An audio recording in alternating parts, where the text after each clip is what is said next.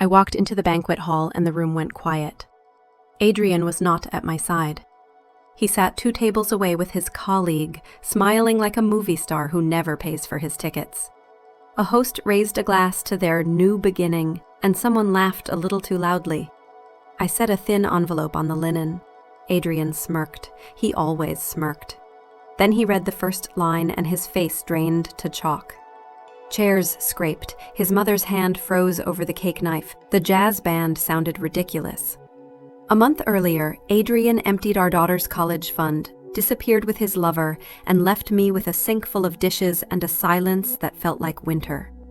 I shattered, until my 12-year-old said very calmly, "Mom, it is under control." Days later he called, screaming after he discovered what had been done. This is not a revenge tale. It is a protection story. It is how a child put a shield over our house when a grown man set it on fire. He did not notice me at first. The closet yawned open and shirts flew into a suitcase like frightened birds. No explanation, no eye contact. Only the metal rasp of a zipper that kept closing and opening, closing and opening. "What are you doing?" I asked. Adrian did not look up. What I should have done years ago. The sentence hit like a door slammed into my shoulder. More than 2 decades of marriage, and this was the exit. A man throwing sleeves and collars into a bag while I stood in pajama pants and a confusion so bright it hummed. "Adrian, stop." I touched his arm. He shrugged me off the way you shake rain from a sleeve. "Talk to me," I said. "Tell me what is happening." He finally met my gaze, and what I saw was nothing. No guilt, no sorrow, not even anger. Only a calm, cold purpose. "I am leaving today, Claire. Yesterday we talked about scholarships for Nova. Yesterday he kissed my forehead. Yesterday I was a wife. Today I was a noise in the hallway. Is there someone else?" The question fell out before I could swallow it. One of his shirts hung halfway into the suitcase. For a heartbeat, something flickered across his face. Then it was gone. "This is not about anyone else," he said. "I just need to breathe." I knew better. Phones face down at dinner, meetings that crawled past midnight, a new cologne that did not live in our house. I had trained myself to treat those details like wind against the windows. Now they sounded like a fire alarm. "Where will you go?" "I will figure it out." He closed the suitcase like a final period at the end of a long, boring novel. "I need you to transfer my half of the savings into my personal account." That sentence ripped the floorboards. Not just the money, the college fund, the joint accounts, the years. I ran downstairs, bare feet on cold wood. Nova sat at the table in her school polo, spoon over a bowl, eyes sharp as a hawk's. "Mom, what is wrong?" "Nothing, honey. Your dad has a trip." The lie tasted like metal. My hands shook as I opened the laptop. I signed in. The number stared back with a blank grin. Checking? Almost nothing. Savings? Nothing. Nova's college fund? The one we had fed for 12 long years, the one with line after line of careful deposits, the one we photographed every birthday to celebrate growth? That account now read 0. "No," I whispered. I refreshed. The zeros stayed. The bank agent was kind and useless. Yes, he had full access. Yes, the transfers were valid. Yes, I could file a complaint that would do nothing today. Footsteps. Adrian dragged the suitcase past the doorway. Nova and I both turned. He walked by us like we were furniture. "That is it?" I said, and my voice came out stronger than I felt. "More than 20 years, and you are just walking out?" He stopped with his hand on the knob. I left a voicemail. "I do not want a voicemail. I want you to look at your daughter and explain why you are abandoning her." Nova stood. She did not cry. She did not plead. She only watched him with that measured, quiet intelligence that used to make him proud. He met her eyes for 3 seconds, maybe 4. "You will understand when you are older." Then to me, softer, like the problem was mine. "Do not make this harder than it has to be." The door clicked. quieter than a slam, louder than thunder. We stood in the hum of the refrigerator and the heavy, ordinary air of a life that had changed. Outside, an engine started. It rolled away. "Is he coming back?" Nova asked. I wanted to invent a story with a bow on top, but she already knew. "I do not think so." She nodded, absorbing it like a fact from a textbook. "Did he take our money?" "Some of it," I wanted to say. "Not all," I wanted to pretend. I could not find a lie gentle enough. I nodded. She rinsed her bowl, dried it, slid it into the cabinet, then turned with a face I did not fully recognize. Calm, focused, older. "Mom, do not worry," she said. "I handled it." I almost laughed. She was 12. What could she have possibly handled? But there was no bravado in her tone, only quiet certainty. "What do you mean?" "I will miss the bus if I explain now." She lifted her backpack. "We will talk after school." She left, and the house felt like a stage after the audience goes home. I stood among props I suddenly saw too clearly. His extra toothbrush, his coffee mug, the photo on the mantel where none of us looked like strangers. That evening, Nova's keyboard clicked in a steady rhythm through the ceiling. I called my sister Mira and told her I was fine. I was not. I was a pile of thin glass. And yet the typing kept going until nearly midnight, metronome steady, like progress. The next day the rhythm returned. On the third night, I brought grilled cheese and tomato soup to Nova's room. "Come in," she said. The laptop screen tilted away. She closed it as I crossed the threshold. "History report," she answered before I asked. "Industrial growth and labor reform." On her desk, a planner, neat notes, a stack of articles. Too neat, arranged like a display. Later, while folding laundry, I saw the corner of a page peeking from under her science text. I should not have looked. I looked anyway. It was a printed email thread with two names that turned my spine to ice. Adrian and Brittany Hale. "Mom?" Nova stood in the doorway with her empty plate. No panic, no guilt, only that same assessing calm. "You should sit." She closed the door behind her. "Where did you get this?" I whispered. "Dad is not good at passwords," she said. "And he thinks a second phone is a disguise. It is not." "Nova, how long have you known?" 6 weeks. She met my shock without blinking. "About the money since the day before he left." "Why did you not tell me?" "I wanted to be certain, and I wanted to decide what to do." "Sweetheart, that is not your job. He took my future. That makes it my job too." She reached under the mattress and pulled out a spiral notebook so full it bowed. Screenshots, timelines, numbers, flowcharts. I could not take it all in. "People reuse passwords," she said. "He does. So does she. They do not clear history. They forget that browser autofill is a gift to anyone who knows how to read it." My mouth was dry. "Nova, this is impressive and terrifying." She nodded. "Both can be true. What are you planning to do?" Her eyes hardened by a degree. "Already doing it." Nova did not brag. She documented. She opened a folder on her laptop labeled Science Project because apparently irony is a skill you learn young when life is unfair. Inside were tidy subfolders, financial logs, message archives, identity issues, countermeasures. She clicked with the calm of a surgeon. "It started with the second phone," she said. "He hid it behind the winter coats in his office closet. He forgot the mirror on the opposite wall. On the screen, blurry photos through a crack in the door. Adrian texting, the angle small, the truth huge. I waited until he left it charging. I had maybe 10 minutes. It was enough." She did not look proud. She looked methodical. "That is how I found Brittany." Another folder opened. Screens of text messages scrolled past. My husband, writing like a man selling used cars to his own reflection. Plans, hotels. "We will handle Claire," he wrote, as if I were a bill to be filed. "We will move fast," he wrote, as if our daughter were luggage. My stomach rolled. "Nova, this is evidence." "Yes," she said. "Keep watching." She showed me bank statements that did not belong to me but carried my name. She showed me a credit inquiry attached to Nova's social security number.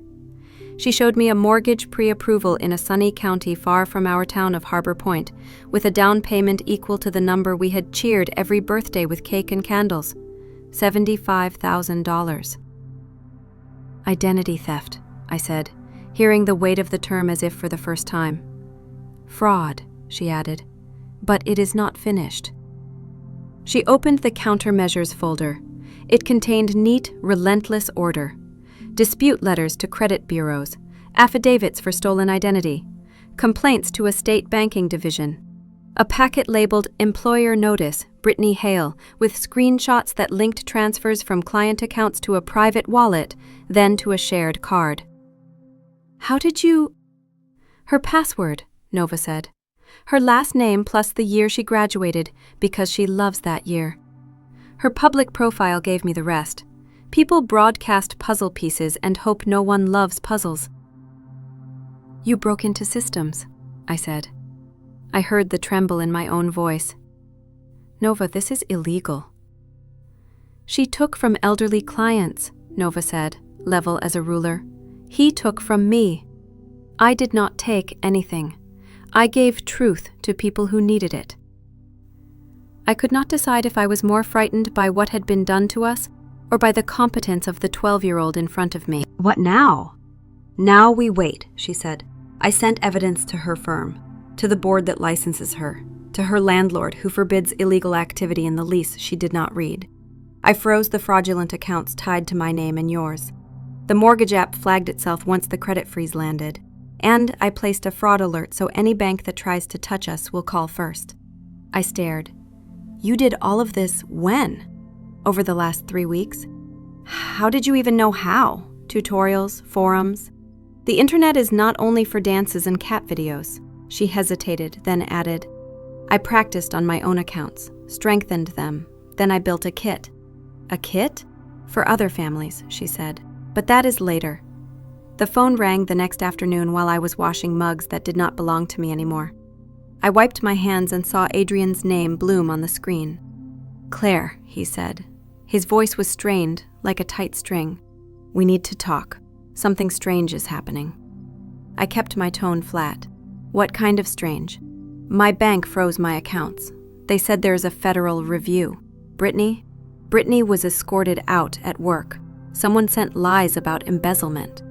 Nova walked into the kitchen as he spoke. She poured water. She sat. She opened her laptop and her screens lit like a command center. I do not see how that concerns me, I said. It is too much to be a coincidence, he said. Someone is targeting us, someone with skills. A soft chime sounded from Nova's computer. On the line, Adrian sucked in a breath. What was that? Claire, something just opened my email. I can see messages blinking. Someone is inside my accounts right now. Call your bank, I said. Did you hire someone? He demanded. A private investigator? An expert? Tell them to stop. This is illegal.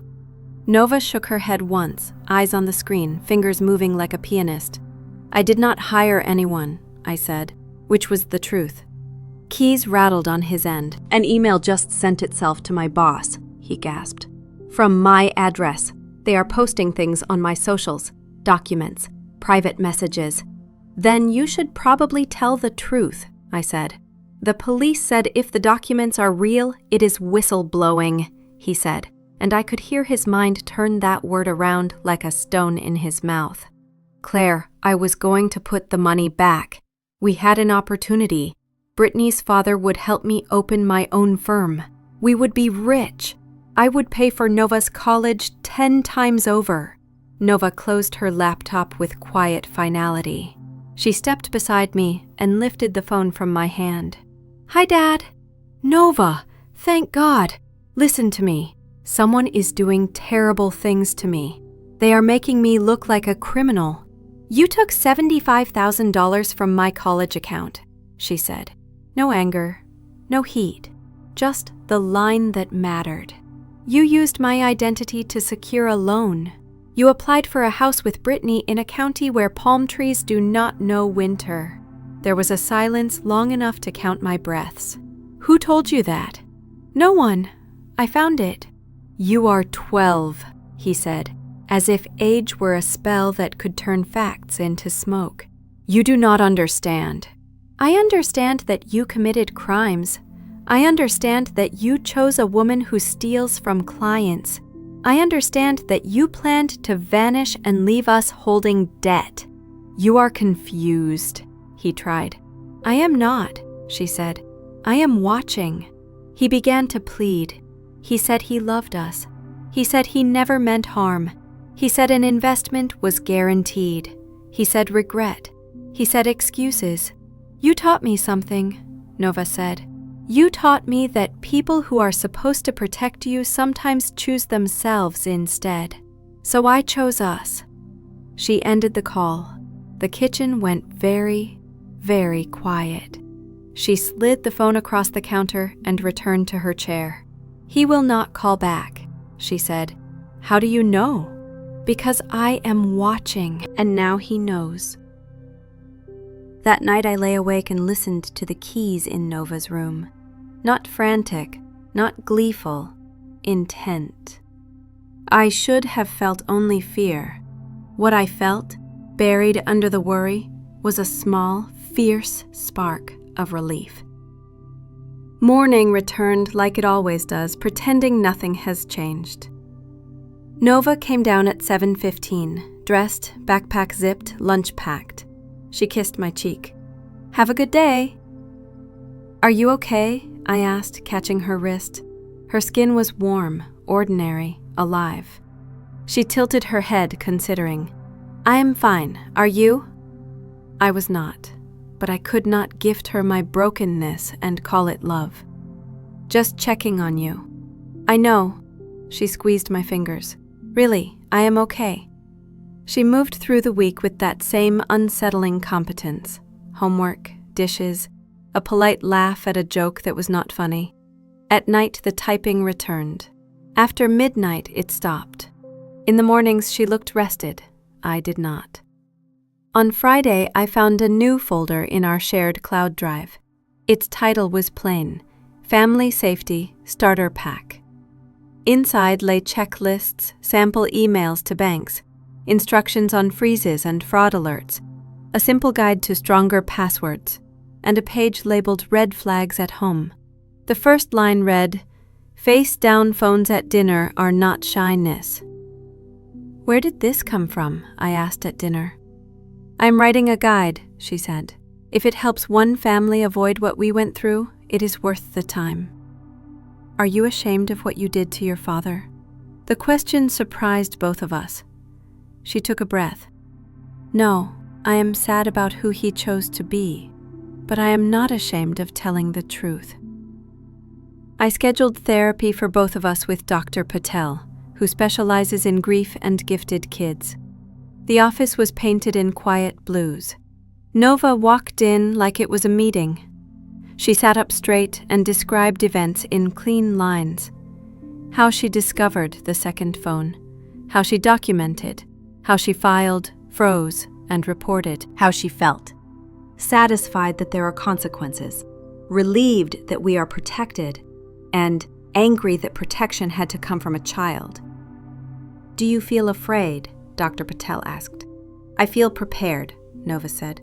"Prepared feels better than afraid." Afterward, in the hallway, Dr. Patel spoke to me gently. "Your daughter's mind is a well-built lighthouse. It turns, it sees far. It does not panic at rocks. Some children collapse under the weight of betrayal. Others build systems around themselves. She is building. The task for you is to keep her human while you celebrate her strength." At home, Nova had drawn up a spreadsheet that charted our smaller life. My library paycheck, the rent for our downsized apartment, groceries, utilities, a plan to rebuild the college fund no matter what the courts might force Adrian to return. She even added a line called Small Joys and suggested we keep it funded even if it was thin, because joy is also a bill. "File for divorce now," she advised one evening, her tone matter-of-fact. "Every day you wait is a day he can hide assets or build new debt in your name." "You are 12, I said, half laughing, half crying. "And I am correct," she said, soft but firm. "You can be both shocked by that and grateful. I signed papers the next week. I slept better. The first tangible echo of Nova's countermeasures arrived as an email from an investigator at Brittany's firm. Thank you for the documentation. Brittany Hale has been suspended pending a full audit. The licensing board has been notified. The message felt like cool water on a burned hand. Not relief, but the start of it. Then calls began. A landlord with questions, a bank that wanted a statement, a reporter fishing for a source and leaving with nothing. Nova never inserted herself. She did not preen. When I asked how she felt, she said, focused. One evening I found her speaking quietly on a video call. I heard only fragments. You are not alone. Yes, it was your mother, but you are still worthy of safety. Start with a freeze. I will email you the steps. Later, she told me she had joined an online support space for teens dealing with financial betrayal inside their own homes. She was the one who brought tools, not gossip. Is this healthy? I asked, worried I already knew. She gave me that old soul look. Helping makes the bad parts smaller. We went for a walk along Harbor Point's pier the next day. The water was gray and kind. A gull screamed at a crab and the crab ignored it. Nova leaned on the rail. Do you think he regrets it? She asked. I do not know, I said. Do you want him to? I want him to understand, she said. Regret feels like sadness for yourself. Understanding is different. It means the harm is clear to you. We watched a tiny sailboat tack against the wind. It looked stubborn and a little beautiful. That night, I tucked her in for the first time in weeks like I used to, with the stuffed fox she pretends not to need. Mom, she said in the darkness, do you think you are proud of me or scared of me? Yes, I said, and we both smiled. You are allowed to be both, she whispered. I am, I said, and I am also grateful. Good. Then turn off the light. I have school. I did as instructed. In the hallway, I leaned my head against the wall and took 3 slow breaths. Protection, I realized, is not always a sword. Sometimes it is a spreadsheet. Sometimes it is a 12-year-old who refuses to let lies write the ending. The week after the call, our house learned a new language. It was the language of forms and proof. I signed affidavits. I printed letters. I learned how to speak to banks without crying. Nova sat beside me like a quiet coach. Short sentences, she reminded. Facts first, feelings after. We assembled a binder. The cover was simple. Inside, every tab had a purpose. Identity theft, account closures, credit freezes, a timeline that even a sleepy clerk could follow. Nova added a section called What We Need From You, because clarity is a kindness and a strategy. I walked to the police station with the binder under my arm. My hands did not shake. A detective with soft eyes took the report. He did not promise miracles. He promised a record. Sometimes a record is the first real door. At home, Nova refined her starter pack. She tested each instruction by running it on a dummy account she built for practice. She spoke into a small microphone so families with screen readers could hear every step. Her voice was steady. She kept the words simple. Dr. Patel saw us again. Control is not a sin, she told me in her quiet office. It is a tool. Keep using it, and keep making room for softness. Softness. I looked for it the next morning. I found it in the way Nova tucked her fox under the pillow before school. I found it in the walk we took after dinner, where we named 3 things we were grateful for. The sun on the water, the smell of bread from the corner bakery, the fact that laughter still existed. 2 days later, an invitation slid into our mailbox. Ivory paper, crisp font. A celebration for Adrian's mother. A milestone birthday. Black tie. Family expected. I held the card as if it were a small, delicate bomb. I am not going, I said. Nova took the card, read it once, and set it on the table. "We should go." I blinked. "Why?" "Because pretending is their favorite game," she said. "Because truth needs a room that is not ours. And because you deserve to hold your head up in the place where you were treated like a shadow." "I will not cause a scene," I said. "You will not need to," she said. "Let the documents speak." Her plan was not a plan. It was preparation. She built a one-page summary anyone could understand. She gathered the letters from the bank and the licensing board. She included a simple cover note that began with the most important sentence. "For the sake of clarity and safety, this is what happened." "What if this hurts your grandmother?" I asked. "She has hurt you for years," Nova said, not unkindly. "Maybe the truth will hurt differently. Maybe it will heal." We bought a dress at a consignment shop. Navy, quiet, strong. Nova chose a simple black one that made her look like the most capable violinist at a concert. We practiced breathing. In for 4, hold for 4, out for 6. We wrote a single sentence we could say if anyone tried to bait us. We said it out loud until it felt like a floor. "I will not discuss private details at this event." The night before the party, Nova slid a thin envelope across the table. Inside was the one-page summary and a letter addressed to Adrian. "What is in the letter?" I asked. "Only true things," she said. "No drama, just a mirror." The morning of the party, I woke before the sun. I made tea. I sat with the binder on my lap and felt the weight of it. Paper is light. Evidence is not. "Mom," Nova said from the doorway, "you are allowed to be scared." "I am," I said, "and I am going anyway." "Good," she said.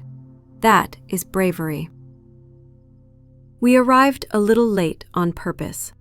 Not enough to be rude, enough to enter when people were already seated. The hall was trimmed in gold and white. A jazz trio played something that tried to be cheerful. Adrian was there. Of course he was. He sat 2 tables away with Brittany. They looked like a magazine tryout for a life they did not earn. His mother sat at the head table, regal in a deep green dress. When she saw me, her mouth tightened, then softened into a smile she had not found for me in years. I nodded. Respect was free. A cousin waved, an aunt whispered behind a napkin. I let the noise pass like wind. A host took the microphone for a toast. He made a joke about love, about second chances, about new houses and fresh starts. Laughter came from the wrong places at the wrong time. Brittany's bracelet flashed. Nova set the envelope on the linen in front of Adrian. No flourish, no words. She returned to her seat with the small, fearless calm that had become her signature. He smirked at the envelope. He always smirked at anything he did not understand. He opened it. He read the first line. I watched the color leave his face as if pulled on a string. He did not speak. He did not stand. He looked at Brittany. She leaned in, reading over his shoulder, and the corners of her mouth fell. She lifted her chin, like a person who believes posture is armor. Adrian's mother saw the shift in the air. Mothers do. She looked at him. He tried to smile. It cracked. I did not gloat. I took a sip of water. The band played on, poor souls, unaware that the tempo had changed. The host, sensing a tension drift, clapped for speeches. A nephew told a story about childhood. A neighbor spoke about kindness. Between words, whispers thickened. You can always feel truth enter a room. It is colder. It is cleaner. Adrian stood as if to leave. His mother's hand touched his arm, light and royal. He sat. Brittany stared at the tablecloth as if she might find another life woven into it. During dessert, the firm's investigator called Brittany. She declined the call. The phone vibrated again. A third time. She silenced it and smiled a smile that lived nowhere near her eyes. A server placed cake in front of Nova. Nova thanked him with such simple grace that he smiled for the first time that night. Adrian finally looked at me, not with love, not with anger, with a request I could not grant, the request to return to a world where actions do not have consequences. I picked up my glass. I had not planned to speak. I did not, in fact, speak. I lifted the glass to his mother. She lifted hers back. For a moment, we were two women who loved someone who had made a ruin of his own choices. On our way out, a distant uncle stepped into our path. "Is this necessary?" he asked, eyes flicking toward Adrian. Nova answered, gentle and exact. "Necessary is a college fund. Necessary is a secure identity. Necessary is safety." She nodded to him like she had just defined a term in a debate. We walked on. Outside, the night was clear and honest. The air felt easier to breathe. In the car, Nova looked out the window. "I did not enjoy that," she said. "You were not supposed to," I answered. "Justice is a tool, not a dessert." She smiled. "Dr. Patel would like that sentence." "So do I said, and I meant it. At home, we hung our dresses. We made tea. We sat on the floor with our backs against the couch, like two campers sharing a small fire. My phone buzzed with messages from relatives that ranged from supportive to enraged. I answered none of them. Silence is a boundary.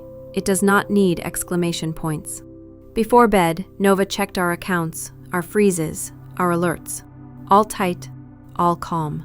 She closed the laptop. "Tomorrow," she said, "we rest." "Tomorrow," I agreed. We did. The banquet did not end anything. It only ended the pretending. That is its own kind of finish. In the days that followed, the investigation into Brittany accelerated. Clients compared statements and found gaps the size of trust. The board sent official language that used words like suspension, audit, and referral. The firm tried to call it a misunderstanding until the math refused to lie. Adrian texted me twice. The first message said, "Can we talk?" The second said, "Please." I did not answer. He had our lawyer's address. That is where conversations would live from now on. He tried Nova once. She blocked him. She did not announce it. She only nodded to herself as if checking off a task called, "Do not feed the fire." My mother-in-law called. I expected blame. I received something else. "I raised a son who hid from honesty," she said. "I see that now. I am sorry for the times I helped him hide." I sat on the edge of my bed and let that apology land. It did not fix the past. It lit a small lamp near the door. We moved into the smaller apartment 2 blocks from the library. The walls were not ours yet, but they listened kindly. Nova chose a desk near the window. I set a plant on the sill that would thrive if I remembered to give it water and would forgive me when I forgot. A reporter sent an email asking to speak to the anonymous source who had broken the embezzlement case. I replied with one sentence. The documents speak for themselves. She wrote a fair piece anyway. She called the source a person who understands that sunlight is still a disinfectant. I cut that sentence out of the paper and tucked it into the binder's pocket labeled Good Words. Nova's starter pack grew into a full guide. She published it online for free. She set up an inbox for questions and answered them after homework. She never accepted payment. "The paid work comes later," she said. "This part should be a public library." A technology company wrote to her with an offer, scholarship, a job after graduation, a salary that made my throat tight. Nova read the email twice and closed the laptop. "They want to own what I build," she said. "I would rather build something that belongs to the people who need it." "What will you build?" I asked. "A non-profit," she said. "Later. For now, a service, a small one family at a time." She designed a simple site with a calm name, Safe House Steps. She offered 3 things: education, guidance, and a way to breathe. She met clients by video, voice only. She never lied about her age. She never disclosed it. She let the work speak. The work spoke well. Dr. Patel asked me during a session, "What news story do you want to write about yourself?" "I am not the woman he left," I said slowly. "I am the woman who stayed. I am the woman who learned." I am the woman who holds the door open for the child who saved us and says, "After you." That sounds like truth, Dr. Patel said. Truth heals slowly and then all at once. On a quiet Sunday, Nova and I sorted receipts for taxes. Boring, normal, good. She looked up. "Mom, I want to do something brave that is not about him." "What?" "A school presentation," she said. "For families, for staff, for anyone who wants to learn. I will call it How to See the Signs Before It Is Too Late." "That is a heavy title. It is a heavy topic," she said. "But I will make it clear, and I will make it kind." We booked the auditorium. We printed flyers. We baked cookies because cookies make hard things softer. On the night of the talk, the room filled. Teachers, parents, teens who sat together and pretended they were not afraid. Nova stood at the front in a simple sweater and spoke in clean, gentle lines. She never said Adrian's name. She never said Brittany's. She said words like pattern, access, boundaries, and help. She ended with one slide in big letters. "You deserve safety." The applause was not loud. It was long. The kind of long that means people are breathing easier. Afterward, a boy around Nova's age waited until the crowd thinned. He looked like someone who had learned to fold himself small. "Thank you," he said. "I thought I was crazy." "You are not," Nova said. "You are awake." We walked home under a sky that had not yet chosen whether to rain. Nova took my hand, like she used to when she was small. "Do you think this is who I am now?" she asked. "Who is that?" "Someone who fixes things with facts." "Yes," I said. "And someone who loves." Both are true. A week later, an official envelope arrived. The state had accepted the identity theft report. The fraudulent loan was voided. The mortgage application was denied with prejudice. The letter closed with a line I read twice.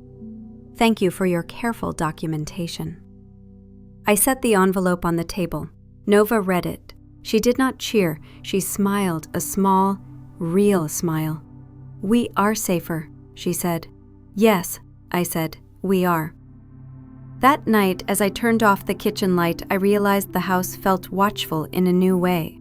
Not like a threat, like a guardian. Maybe paper can grow teeth. Maybe a child can be a shield. Maybe both can be true at once. The letter from the state gave us air. The court gave us a calendar, dates, times, rooms with beige walls, and chairs that tried to look kind. My attorney, Ms. Alvarez, spoke in clear, rectangular sentences. "We start with depositions," she said. "You answer only what is asked. You do not decorate." "I can do that," I said, though my chest felt like a drawer stuck half open. Nova watched me practice with Ms. Alvarez at the dining table. "Short answers," Nova reminded. "Facts first." I smiled. I have heard that somewhere. The day of the deposition, I wore the navy dress again. Not for luck, for continuity. Nova pressed a small fox pin into my palm at the door. "For pocket courage," she said. Adrian arrived with a lawyer who smelled like aftershave and victory he had not yet earned. He did not look at me while he sat. He looked at the table. Guilt can be shy when it realizes it is not the main character. A court reporter with kind hands swore us in. Microphones waited like open ears. Questions came in steady rows. When did you notice missing funds? When did he leave? What accounts did he access? I answered with dates and verbs. I did not offer adjectives. The reporter's machine made a small, patient music. Adrian's lawyer tried to stroll into feelings. "Would you say my client was a loving husband until the stress of recent months?" "Objection," Ms. Alvarez said. "Calls for speculation." "Sustained," said the heir. He pivoted. "Is it true you have encouraged your daughter to interfere with her father's career?" "No," I said. "I have encouraged my daughter to protect herself." "Did you or your daughter leak private information about my client to his employer?" "I did not," I said. "As for my daughter, she does not work for his employer, and she does not need to answer to you in this room." Ms. Alvarez laid a finger on my sleeve. A small anchor. The lawyer moved on.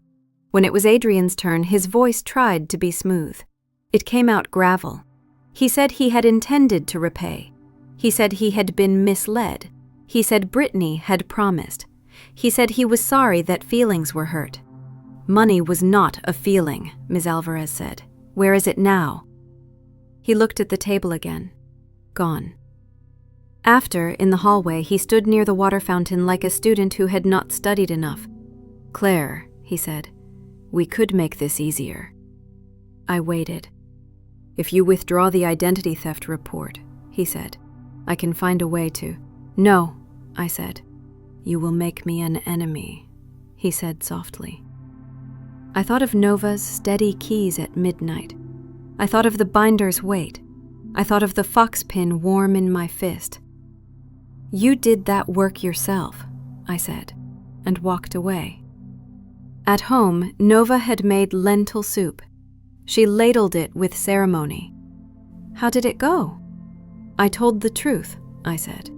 The truth did its part. She nodded, pleased. Tomorrow we add a chapter to the guide, she said. How to speak in rooms that want you small. We did. We wrote it together. We kept the sentences short. We added a tip in bold. Bring one object that reminds you who you are. The next day, Dr. Patel asked me what I feared now. Not the past, the present. Backlash, I said. From family, from him, from strangers with opinions. She nodded. Fear is a forecast, she said. Sometimes it rains. Sometimes you carry an umbrella and the sun comes out. The umbrella is still worth it. The umbrella, for me, was community. The librarian in me built a circle. Friends brought meals. A neighbor fixed a leaky sink. The PTA president asked if Nova would share her guide with the district. Nova said yes, with cookies, again. Brittany tried a new tactic. She sent a message through a mutual acquaintance, attachment and all. A photo of a deed in a sunny county and a caption that read, "This was almost ours." I showed it to Ms. Alvarez. She filed it with a note that said, "Almost is not defense." She taught me that spite sometimes mails you evidence. You simply have to open the letter with gloves.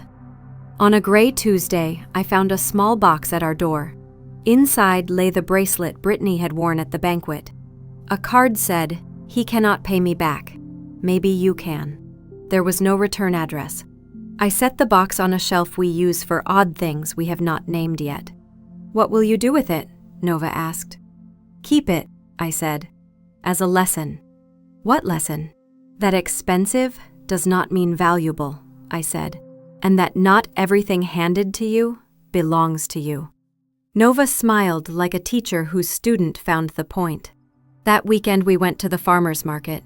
We bought bread that made the whole car smell like comfort. We stood in line for coffee. A woman I did not know touched my elbow.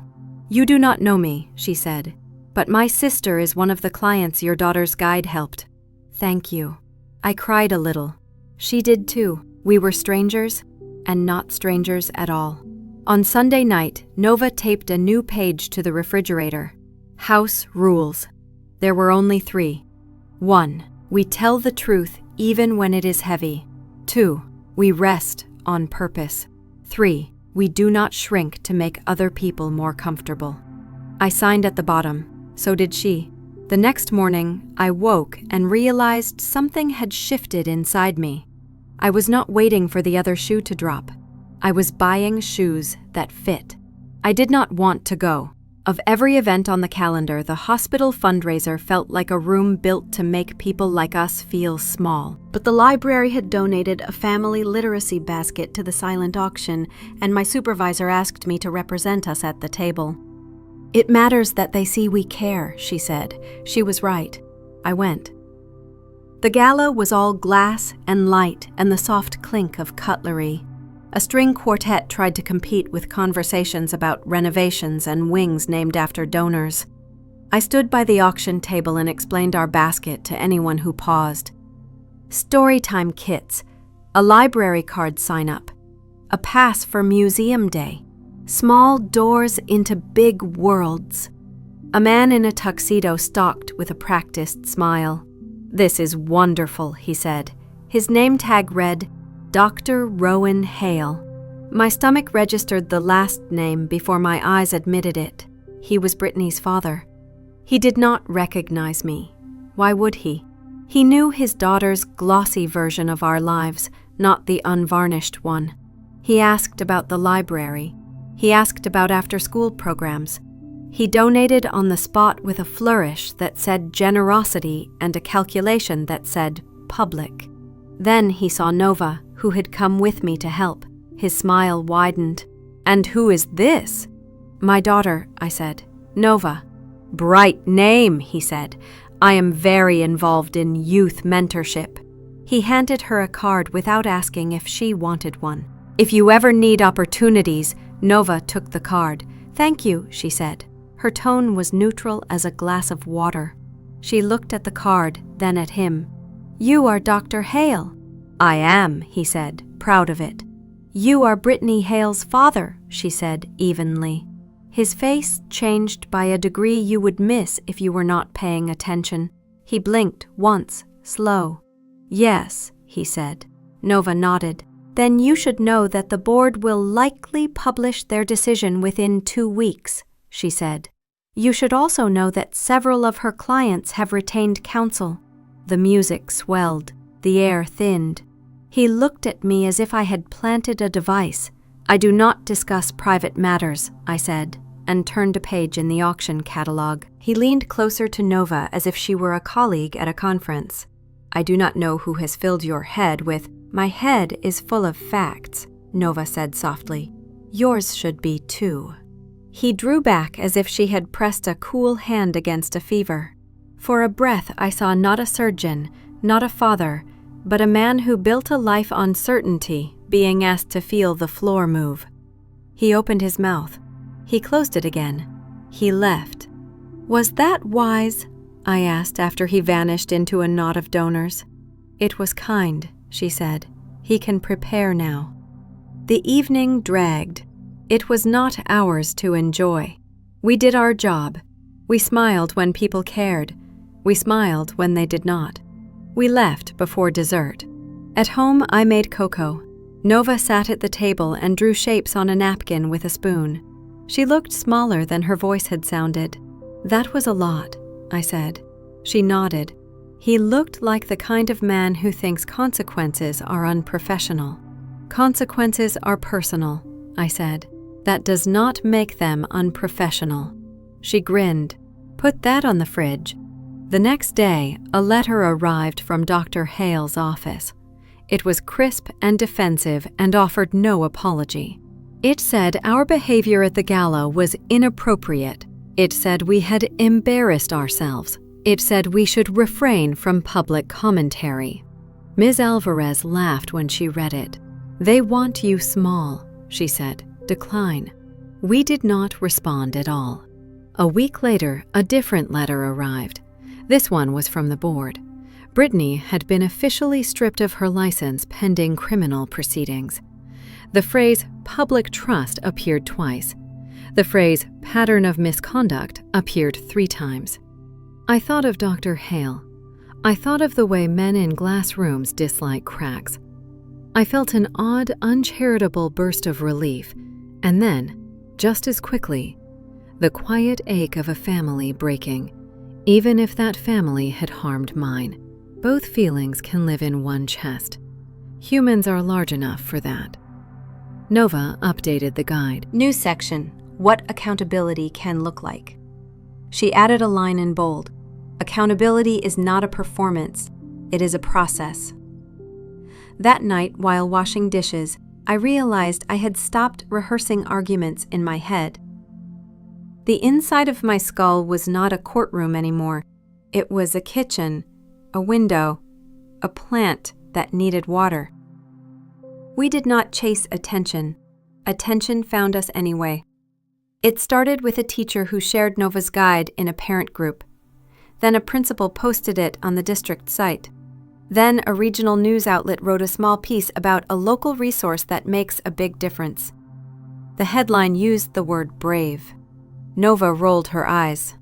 "Brave is firefighters," she said. "This is organized." The piece was picked up by a national blogger who writes about family safety. She did not name Nova. She did not name Adrian. She called the author a young expert who prefers work to applause. That line traveled. Emails multiplied. My husband opened a card in my name. My mother emptied my account. My brother is using my social. Nova answered as many as our evenings could hold. She said, "I am not a lawyer." She said, "Here are the steps." She said, "You deserve safety." She never said, "I can fix this for you." She said, "You can do more than you think." Then, a reporter called from a television show that loves redemption arcs and tears. She wanted us on camera. She wanted the kitchen shot. She wanted the slow nod and the clasped hands and the line that lands before a commercial. "No," Nova said politely. The reporter pushed. "America needs to see. America needs a checklist," Nova said. "You can publish the guide again, for free." The reporter sighed and did.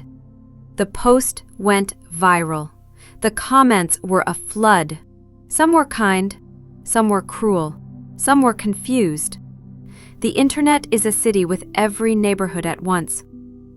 I worried about backlash. I worried about doxing. Nova shrugged. "We already live small," she said. "They can only shrink what agrees to be smaller." Still, we took precautions. We scrubbed metadata. We rotated passwords. We taught the guide's readers to do the same. Nova made a video with her voice filtered and her face off screen. "Safety first," the caption said. "Always." One afternoon, the library hosted a panel on digital protection for families. We invited a social worker, a detective, and a legal aid attorney. Nova agreed to join as the guide's author. No last name, no fanfare, just a chair and a microphone. The room overflowed. People stood in the back. People sat on the floor. A grandmother asked how to talk to a grandson who suddenly guarded his phone like a secret. A teen asked how to convince a parent to check a credit report without starting a war. A father asked how to apologize for missing the signs. Nova answered with simple steps and softer words. "Start with one thing," she said. "Pick a small rock. Move it. The mountain comes later." Near the end, a man walked in late and stood near the exit. He wore a cap low and a look that tried to be invisible. My heart misfired. It was Adrian. He stayed in the back. He listened. When the questions ended, he did not clap. He turned to go. Then he stopped and looked at his feet like they were strangers. He left. That night, my phone buzzed. A message from an unknown number. "I see now." No name, no punctuation. I blocked it. Insight is not apology. It is a seed. Let him plant it somewhere far from us. 2 days later, a judge signed a temporary order for support. The amount was modest and enforceable. Ms. Alvarez called it the first shovel of dirt over old ground. We marked the calendar with a small star.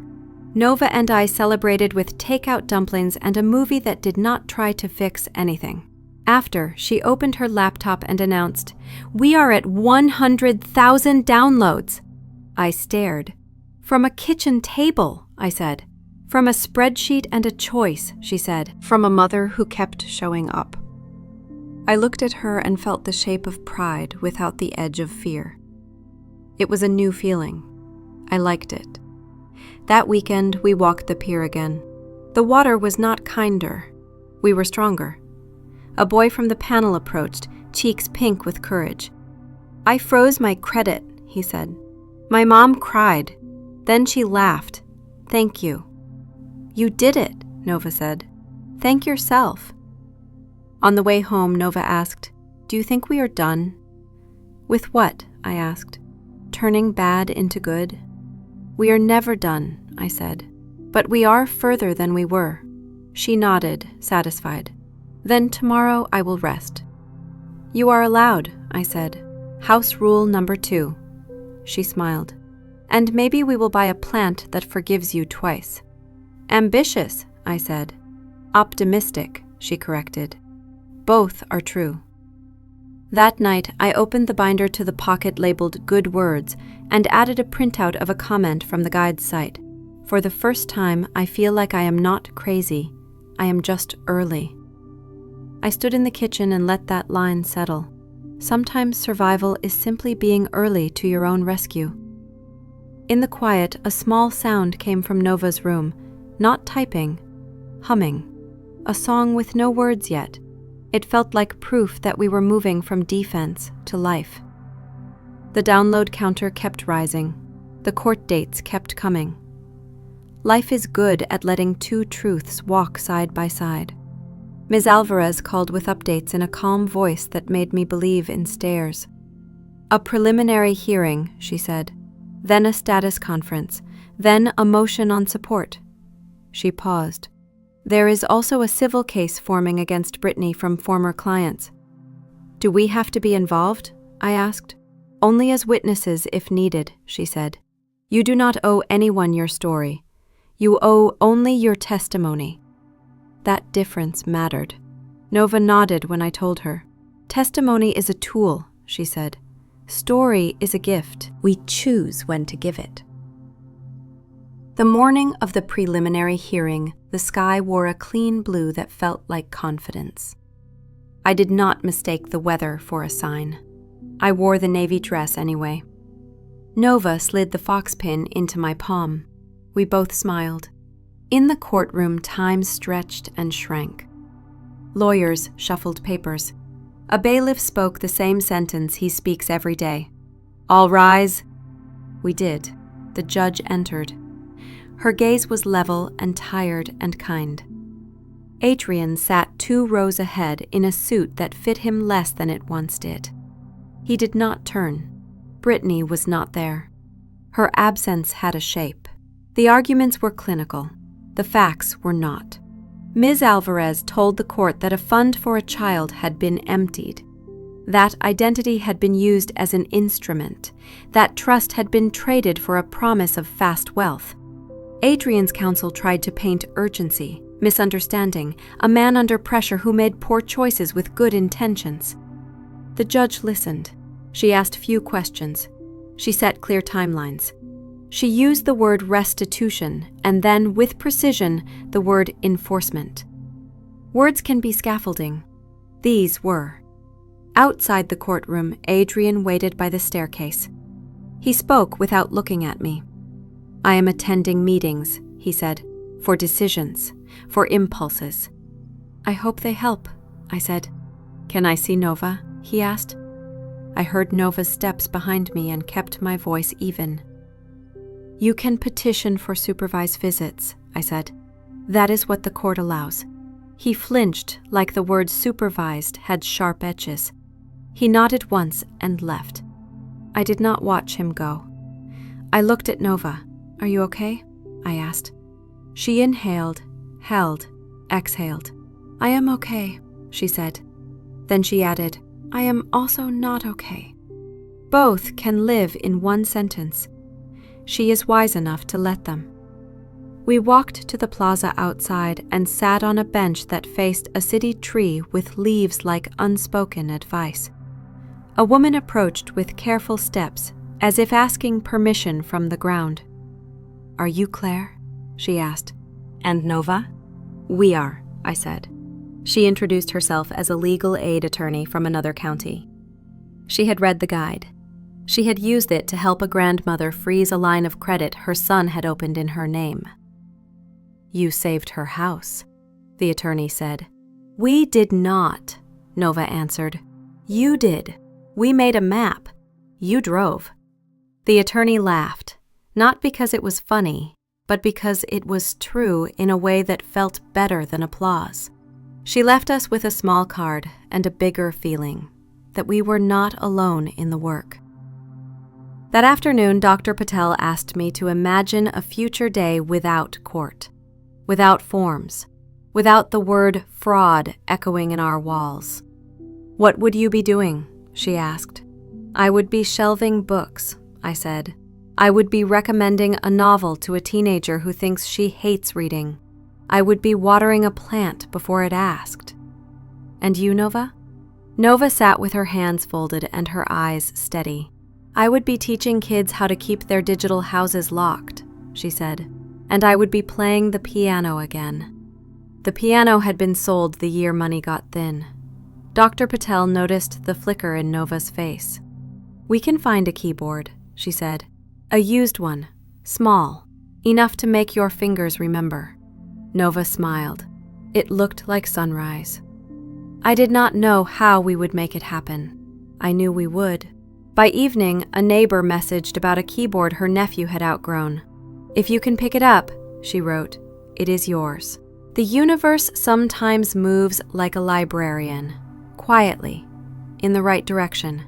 Nova set it on her desk and pressed a key. The sound was tinny and wonderful. She played a scale like a person telling an old friend hello. We ate simple pasta and watched a movie with dialogue we could talk over. Between scenes, Nova asked, "Do you think the judge believed us?" "I think the judge believed the evidence," I said. "And I think she saw us." Nova nodded. Seeing matters. Before bed, I opened the binder, added the day's orders, and wrote one line in the margins. We are more than what was done to us. The ink dried into a promise. The petition for supervised visits moved faster than I expected. Papers enjoy rhythm once they have a beat. A family center 2 neighborhoods over handled the logistics. A room with toys, a couch that wanted to be gentle, a clock that forgot to mind its own business. Do you want to go? I asked Nova. The decision was hers. I want to see if there is anything left, she said. Not for him, for me. We met a social worker at the door. She explained the rules. An hour, monitored, no promises, no secrets. Nova listened like a student who would obey the rules because she understood why rules exist. Adrian arrived late. He looked smaller, like a sketch of himself. He hugged himself with his own arms. He sat. Nova sat across from him. I stayed where the social worker asked me to, far enough to watch, close enough to step in if needed. Hi, he said. Hi, she said. Silence moved chairs. He tried first. He asked about school. Nova said she liked literature and math and that gym was too loud. He asked about friends. She said she had a few and even liked them. He asked about the guide. She said it was a project that became a service and then a community. I am proud of you, he said, voice catching. You are remarkable. I know, she said softly. It was not arrogance, it was a fact she had finally agreed to. He tried harder. He said he was doing the work. He said words like accountability and program and amends. He did not say the names of specific harms. He did not say the word theft. He did not say, I took. Nova did not prompt him. That is not the child's job. I miss you, he added. I miss who I thought you were, she answered. That person felt safe. I know now he was a costume. He flinched. He looked at the carpet as if it might give him lines. When he spoke again, the words were different. I took money that was not mine, he said, not looking up. I used your identity because it was easy. I lied. I made myself the center. I hurt you and your mother. I am sorry. Nova watched his hands. She watched his shoulders. She watched like a scientist who also has a heart. What will you do next? She asked. Whatever the court orders, he said. That is the floor, she said. What about the ceiling? He did not understand the metaphor. He said something about compliance. She shook her head. Doing the minimum is not an apology, she said. It is a start. The hour closed. The social worker thanked them. Adrian stood, then hesitated. Can I hug you? He asked. Nova considered. Not today, she said. Maybe another time if you keep choosing truth. He nodded, as if truth were a new language he had to learn the alphabet for. He left without looking back. That felt honest. In the car, Nova gazed out the window. I did not feel what I thought I would feel. What did you feel? I asked. Sadness and relief at the same time, she said. Like a door closing and a window opening, but not dramatic, just correct. You did well, I said. I did enough, she answered. That is not the same thing. Sometimes it is better. At home, we made grilled cheese like the night I first saw the emails in her notebook. The difference was a kitchen that felt like itself again. The difference was our ability to breathe without counting. Ms. Alvarez called the next day. The restitution order is signed, she said. A payment plan, wage garnishment if needed. It is not quick, but it exists. Thank you, I said. There are professions where gratitude is the currency that pays the invisible work. Law is one. Librarianship is another. I know how to say thank you in a way that implies a bow.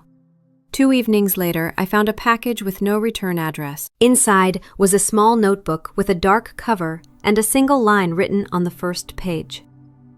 I will not take what is not mine again. The handwriting was Adrian's. Nova looked at it. I hope he writes in it every day, she said, but we will not keep this. We took it to the family center at our next visit and handed it to the social worker. Please add it to the file, I said. Paper can hold people to their words. After the second supervised visit, Nova asked to stop for a while. I got what I needed, she said. Now I want space. I respected that. Space is not absence. It is air. Nova poured her energy back into her keyboard and her guide. She composed a small piece that started with 3 notes and grew into a shape like steady rain. She named it Pocket Courage and uploaded a recording with an open license. Use this while you fill out forms, the description read, or while you rest. Our apartment filled with messages from strangers playing Nova's short song while they waited on hold with banks, while they drafted letters, while they told the truth to someone who wanted them small. Music, it turns out, is also a guide. One afternoon, my mother-in-law called. I would like tea, she said, with you and with Nova. No speeches. We said yes. She arrived with a tin of cookies and a face that had learned to let go of defenses. She sat at our table and listened. She did not defend her son. She did not attack him. She said, I am sorry I made you feel less, and thank you for protecting my granddaughter, and also, I am learning how to be a better mother in the last part of my life. When she left, Nova looked both lighter and older. People can change, she said. Not overnight, but yes, I said. That night I dreamt of the banquet hall again. This time there was no envelope, only music that did not try so hard, and a room that did not belong to us because rooms do not belong to people. They belong to moments. Ours had moved on. The crisis that began this story no longer set our clocks. Bills still arrived. Work still required me to show up, but the days arranged themselves around something new. Building. Nova turned Safe House Steps into a small legal entity. A friend of Ms. Alvarez helped us file the simplest version. A neighbor designed a logo for the price of 2 pies. I baked one and bought one. Both were good. We set clear boundaries. No hacking. No accessing anything that is not yours. No promises of outcomes. Only education, templates, referrals, and presence. We wrote those rules on the front page of the site and on the wall above Nova's desk. She published a second guide, How to Talk About Money Without Making It a War. It was full of scripts. I feel worried when I do not understand our accounts. I want to look together this Saturday. If we have nothing to hide, then transparency should feel like relief. I took over the email queue on weekends so Nova could be a kid. I answered with templates and links, and when possible, jokes. Humor is a ladder when holes open under your feet. A local foundation invited Nova to apply for a youth grant. She hesitated, then wrote an application that sounded like her. We will make pockets of safety, she wrote. We will keep them free. The award arrived 2 months later. Not large enough. She bought a better microphone, paid for hosted translation into 2 languages, and funded a print run of the starter pack for families without reliable internet. At school, a counselor asked if Nova would lead a small group for students dealing with financial harm at home. She said yes, with conditions. An adult facilitator present, clear confidentiality rules, and cookies. Cookies remained a theme. Dr. Patel asked me what I wanted now that we were not surviving minute to minute. It took me a while to answer. Finally, I said, "I want to write." "What?" she asked. "Stories for the library's teen blog," I said. "About choosing yourself without burning the village. About asking for help without apologizing." "Do it," she said. "The world needs gentler maps." I wrote one post, then another. Teens wrote back. "I sent this to my aunt. I printed this for my mom. I read this to myself out loud. Words left my body and did their work elsewhere. That is the small magic I live for." A final hearing on support and division of debts brought us back to the beige room with the kind judge. She reviewed payments made. She looked over documentation. She declined to erase what could not be erased. She accepted what could be. She signed orders that made our future less wobbly. Afterward, in the hallway, Adrian stood aside to let us pass. "Thank you," he said, not for anything in particular. Perhaps for the fact that we had chosen process over spectacle. Perhaps for the fact that we were not screaming. "You are welcome," I said. Not because he had earned it, but because I had earned the peace that comes with saying words that do not poison me. On the way home, we stopped at the pier. The water was its usual complicated self. A child ran past with a kite that refused to launch and then, suddenly, rose. Nova laughed out loud, a sound I will always be ready to hear. "Is this the end?" she asked. "It is an end," I said, "and a beginning. That is how doors work. They are also doorways." At dinner, we lit a small candle, not for ceremony, for light. We listed 3 things we had learned. I said that I am not brittle. Nova said that I can be powerful and kind at the same time. We both said that rest is a skill. Later, I watched her at the keyboard. She played Pocket Courage, then let her fingers try something new. A melody that felt like walking into a room you once feared and finding it smaller, gentler, yours. I wrote a line for the binder's Good Words pocket. We stayed.